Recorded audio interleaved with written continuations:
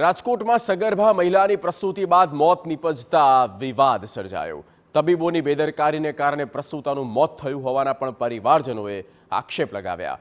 રાજકોટના થોરાળા વિસ્તારમાં રહેતા નંદિની રાઠોડ નામની મહિલાને પ્રસૂતિની પીડા ઉપડી તેને સૌપ્રથમ સતનામ હોસ્પિટલ લઈ જવામાં આવ્યા, જ્યાં બાળકનો જન્મ થયા બાદ પ્રસૂતાની તબિયત બગડી, આથી તેને વધુ સારવાર માટે જલારામ હોસ્પિટલ લઈ જવામાં આવ્યા, પરંતુ અહીં તેનું મોત થઈ ગયું।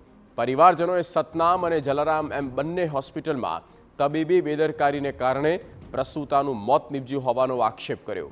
તબીબોએ સારવારને બદલે રૂપિયાની માંગ કરી અને છેલ્લી ઘડી સુધી દર્દીને મળવા દેવામાં ન આવ્યા તેવો પણ દાવો કરવામાં આવ્યો। પરિવારજનોના આક્ષેપ બાદ પોલીસે મહિલાના મૃતદેહને ફોરેન્સિક પોસ્ટમોર્ટમ માટે ખસેડી આ મામલે તપાસ કરી છે।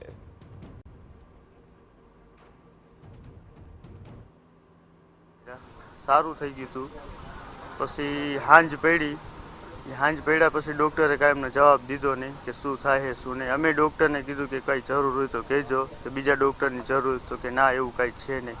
એના 1.5-2 કલાક થઈ પછી કીધું તો કે આમના મોઢામાંથી લોહી નીકળવા મીનું છે, એ લોહીનો બાટલો ચડાવ્યા પછી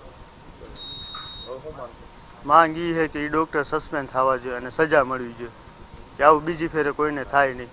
જલારામ હોસ્પિટલ ને સતનામ હોસ્પિટલ બે જિમ્મેદાર છે। તો અમને ડૉક્ટરે સાહેબ કાંઈ જાણવું જ નહીં અમને। અમે હાવ હાજી હુરી દીકરીને લઈને અમે આવ્યા છીએ, તો અમને ડૉક્ટરને કહેવું જોઈએ ને એને રૂપિયા લઈ લેવા હતા, પણ અમારી દીકરીની સારવાર કરવી હતી।